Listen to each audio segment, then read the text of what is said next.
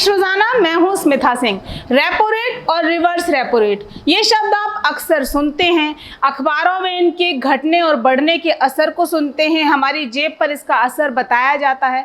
कुछ लोग इन शब्दों का मतलब और अपनी जेब पर इनके उतार चढ़ाव से पड़ने वाले असर को समझते हैं, लेकिन ज़रूरी ये है कि आम हो या खास, सभी ये समझें कि रेपो रेट और रिवर्स रेपो रेट होता क्या है और ये कैसे हम पर असर करता है। तो चलिए आज आसान भाषा में बताते हैं इन शब्दों के सरल मतलब और इनके उतार चढ़ाव से हमारी और आपकी जेब का क्या संबंध है, वो तमाम बातें।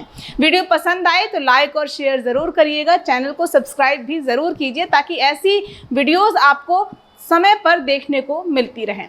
रेपो रेट और रिवर्स रेपो रेट ये तब सुनने में आता है जब आरबीआई यानी भारतीय रिजर्व बैंक मॉनेटरी पॉलिसी को रिव्यू करता है। अब ये मॉनेटरी पॉलिसी क्या होती है वो भी समझिए। मॉनेटरी पॉलिसी का हिंदी अर्थ है मौद्रिक नीति। ये सेंट्रल बैंक का एक्शन और कम्युनिकेशन है जिसके माध्यम से देश की अर्थव्यवस्था के अंदर ब्याज की दरों को कंट्रोल करके मुद्रा की आपूर्ति को नियमित और नियंत्रित किया जाता है सेंट्रल बैंक के द्वारा, जिससे कि चीजों की कीमतों में बेवजह की बढ़ोतरी ना हो और अर्थव्यवस्था का विकास भी प्रभावित ना हो। एक लाइन में समझेंगे तो एक देश की अर्थव्यवस्था को रेगुलर रखने के लिए जो नियम बनाए जाते हैं उन्हें मौद्रिक नीति यानी कि मॉनेटरी पॉलिसी कहा जाता है। वापस लौटते हैं रेपो और रिवर्स रेपो रेट पर।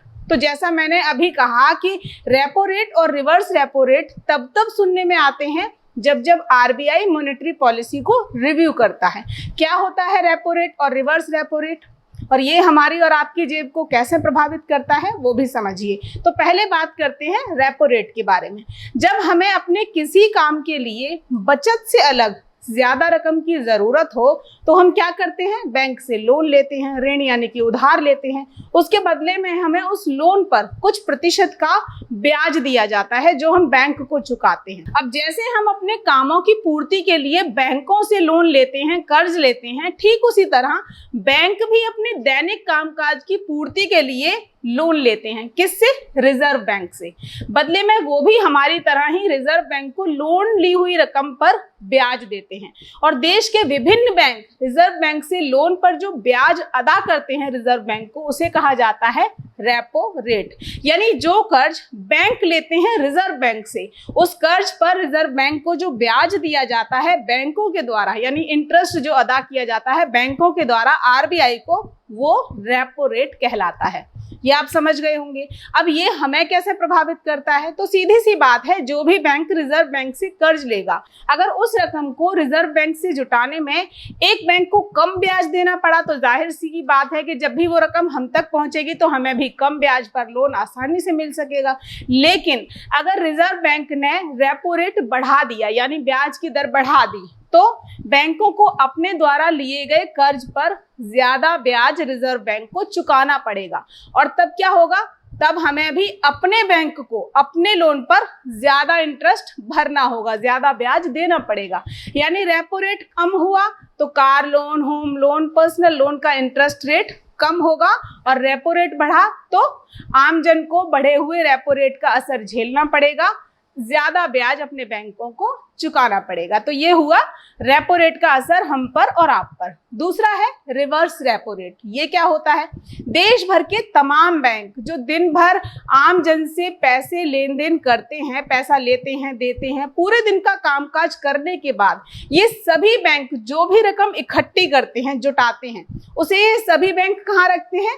रिजर्व बैंक में। इस जमा रकम पर रिजर्व बैंक सभी बैंकों को ब्याज देता है। ये दोनों चीजें अलग हैं। वहां ब्याज बैंक दे रहे हैं, यहाँ पर रिजर्व बैंक बैंकों को ब्याज देता है और जिस दर से ये ब्याज अपनी जमा रकम पर बैंकों को रिजर्व बैंक से मिलता है उसे कहते हैं रिवर्स रेपो रेट। यानी जो आपको मिलता है वो रिवर्स रेपो रेट है जो बैंक लेती हैं और जो बैंक अदा करती हैं रिजर्व बैंक को, वो हुआ रेपो रेट।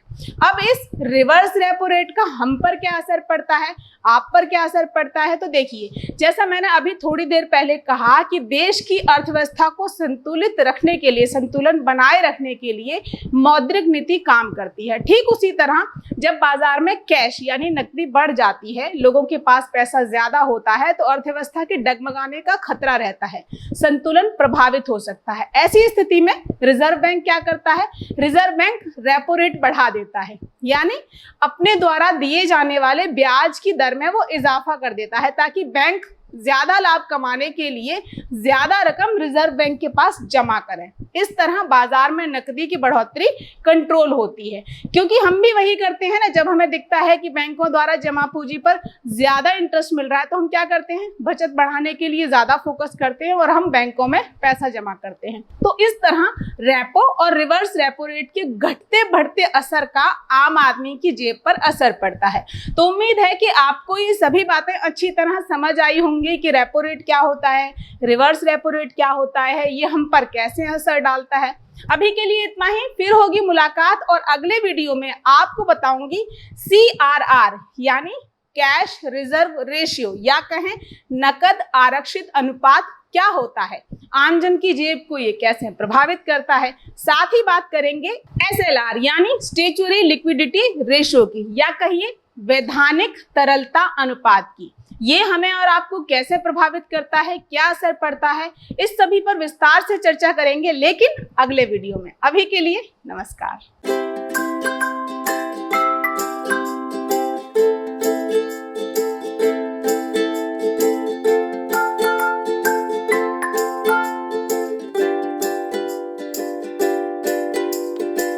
हमारे साथ जुड़े रहने के लिए देखते रहिए देश रोजाना का YouTube चैनल।